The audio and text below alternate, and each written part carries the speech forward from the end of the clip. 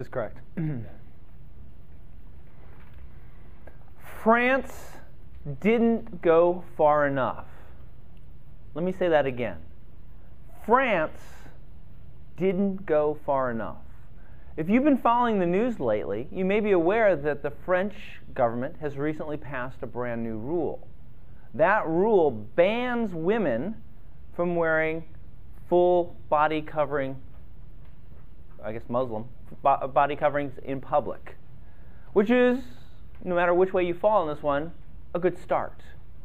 But I think there's a further step that they need to take, and I'm here today to have a talk with you to see if I can enlist your support in doing this. I believe that arranged marriages are wrong, and they too should be banned. Now, I suspect that everybody may not agree with me at this point in time, especially if you're participating in an arranged marriage. But let's have a talk here, because it's something that goes back and forth. Even in countries and societies that have arranged marriages, there's always been love marriages, marriages that occurred outside of the social norm of an arranged marriage. So clearly, these two types of arrangements have always lived together. But I think the time for arranged marriages has passed us by. I think it's important that we, as the current generation, take active steps to put this out-of-date practice to bed forever. So let's talk about what a marriage is. Sort of a strange thing if you think about it. Speaking as a guy, it's a very strange thing. What? You're going to spend the rest of your life with one person? Why?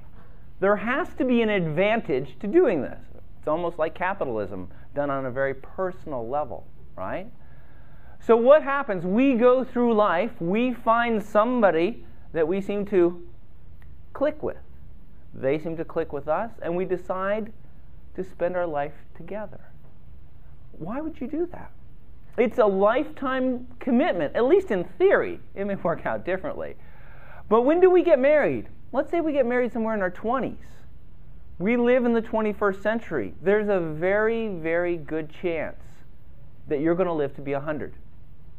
What you're signing up to do is to spend 80 years with one person who's not going to be getting any younger or easier to live with while you're with them.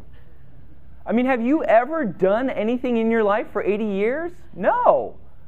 What's the longest that you've ever done something in your life? For most of us, it's probably 4 years, high school or college or what have you. And yet, you're signing up to do something that's, what, 20 times longer than that? Why? I think the thought is that we all share the belief that 2 is actually stronger than 1. If you choose to go through life as a single person, which is a perfectly acceptable solution, you're going to encounter challenges in your life that you may or may not be able to handle by yourself. There will be times that you become sick. You may lose a job and enter into an economic challenging point in time. Or it may just be simply you encounter a situation in your life where you actually have to be in 2 places at once and just can't do it. So if you're married, you have a partner. You have somebody who hopefully is there for you, no matter whether things are good or bad. So as bad as things get, you've got your wingman, the person you can count on to support. This assumes you've got to have a good relationship, but let's hope that that's the case.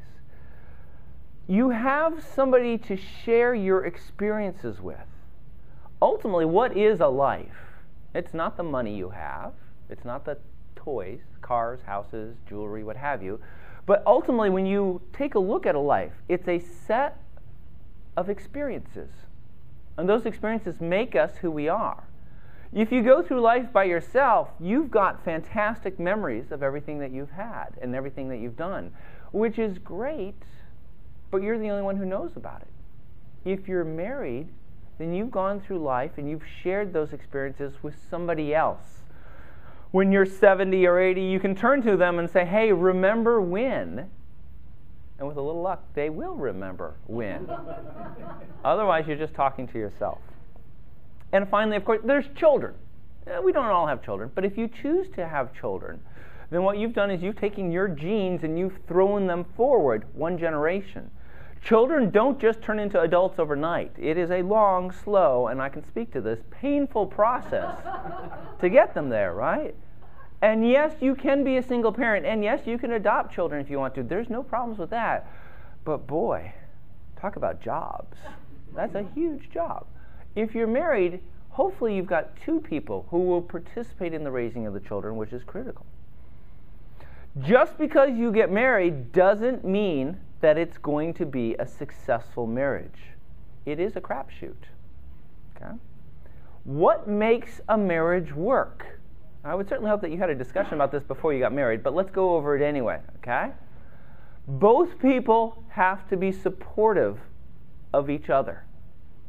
If they're not, it's not going to be a successful marriage. Speaking to this particular crowd, I know that you are technical professionals who have the ability to spot flaws in things instantly because of your technical background. That's not a good marriage skill to have. Maybe the most important thing is that we can learn to keep our mouths shut, which is actually a little bit harder to do. Hopefully you have mutual interests. If your love is cricket and her love is gardening, there's not a lot of overlap between those two. You need to have at least some shared interests. Likewise, you'd better have some different interests too. Otherwise, you're spending all your time with yourself. How interesting is that? Newness, freshness, new ideas, new experiences, these are the things that we have to talk about. We all need to have the ability to grow old together. The way you are today is not the way you're going to be tomorrow. We are all aging, maturing, getting older. If we have somebody who can age with us, it makes the process easier. Arguably, it even makes it more enjoyable.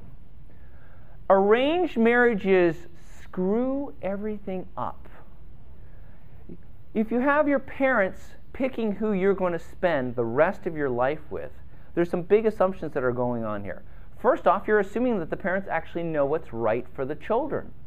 Parents know an awful lot, but by no means do they necessarily know what their children's hopes, dreams, and desires are, because we don't tell that sort of stuff to our parents, right? Those are the secrets that we keep inside. It assumes that your parents have a happy marriage. If they don't have a happy marriage, how the heck could they pick a happy marriage for you? There's lots of parents who stay together for their children. Those are the wrong people to be picking your life partner for you. If your parents are picking your life mate for you, what happens is their interests, what they want to get out of life gets mixed in with yours. There's a particular type of grandchild they want. There's a particular type of family they want to have a relationship with. You may not care about this.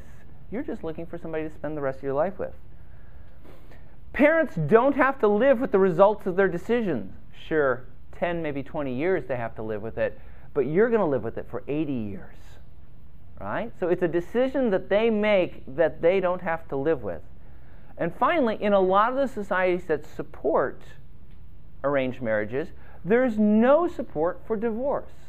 There's no exit hatch for that particular marriage. Once you're in for life. So what's the correct way to find a mate? I say the correct way to find the mate is to meet as many people as you possibly can. Do the things that you like to do in life. Date as many people as you possibly can. I know, sounds crazy, but you really should do it this way. And when you find that special person, spend a year with them. See them through all 4 seasons. Meet their parents. See how they are when they're sick. Come to know the person, and you make the decision as to whether or not you want to spend the rest of your life with them. So join me.